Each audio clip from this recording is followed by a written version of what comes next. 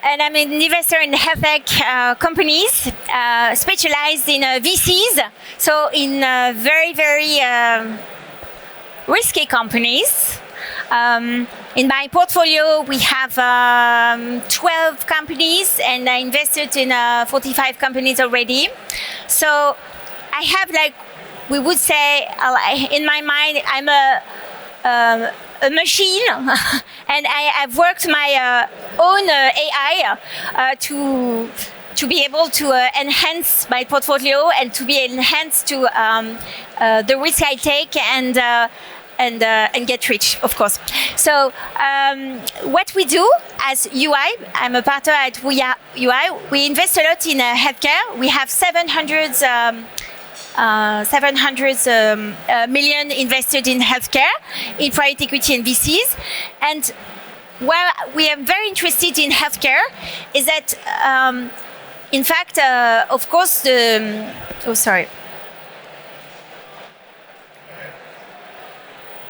have very concrete reasons to be in healthcare. First, this is a growing market. You have to know that in terms of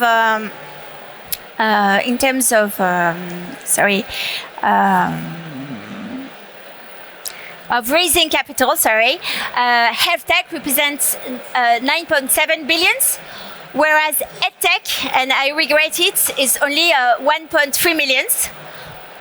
Let me say I'm not. So it is, and fintech, like most 6 billion. So in fact, it is a huge, huge market because the spendings are enormous and the need for healthcare absolutely enormous. Then I would say that it's not only in Western societies. You know, China is also getting older, and so the need also for healthcare. So in Europe, to give you about an idea of all the startups that have been invested, there are about 1,800 startups in healthcare in Europe, which is a lot. In France, UK, Belgium, Germany. France is the second country, and Germany is the first one. UK is also very, very tonic, and of course, Luxembourg.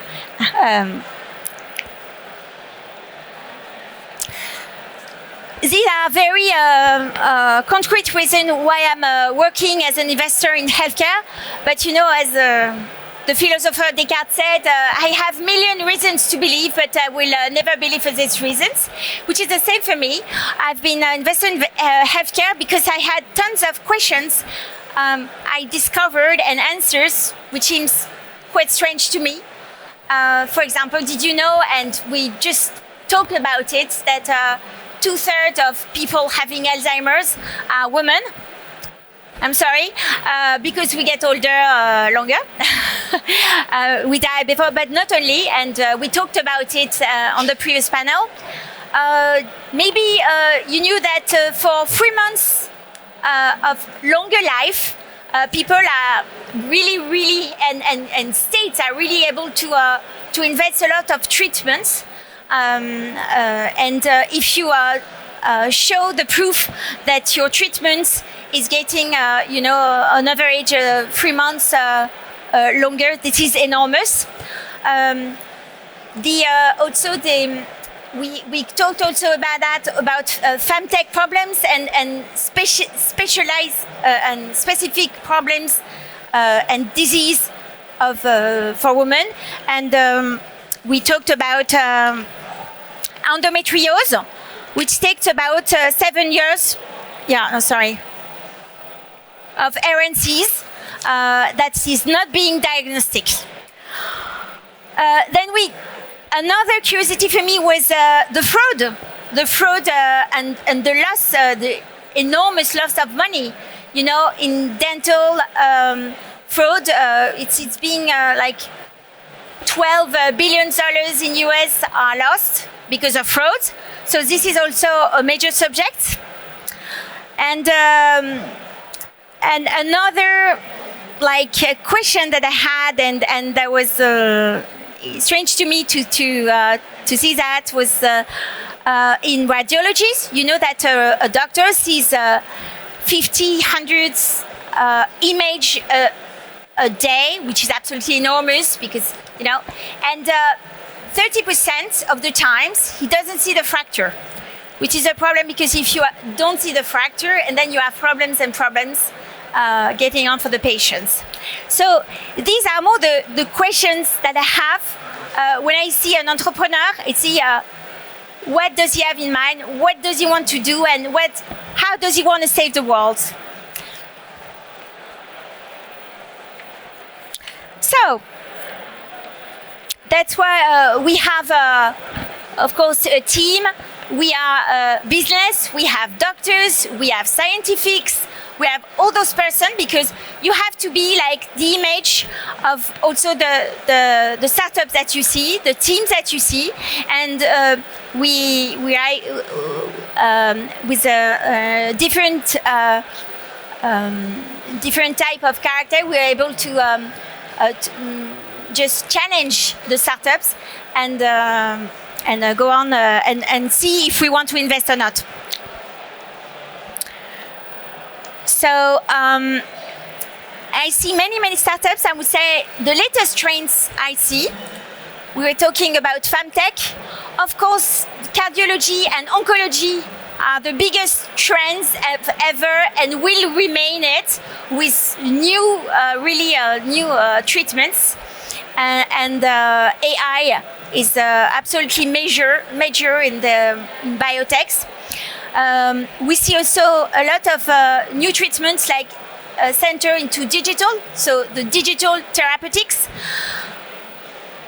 We didn't really invest for the moment, and we are several investors to being like a bit cautious because it's not for the moment being reimbursed.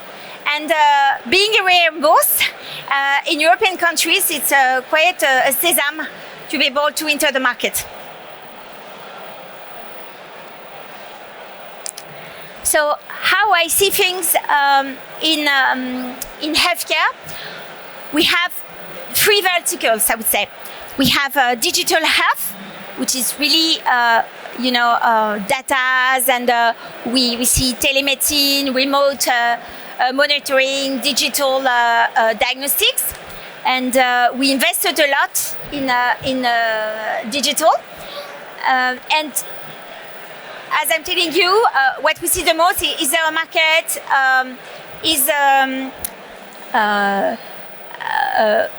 what is the go-to-market? Is that reimbursement, or is that, the big industrials will just buy the company at a time? We also invest a lot in medtech, which are solutions, hardware plus software, and asking the same questions, but medtech is being very nearby the biotech. It takes a long time, in fact, predicting, be able to implement products and treatments with medtech.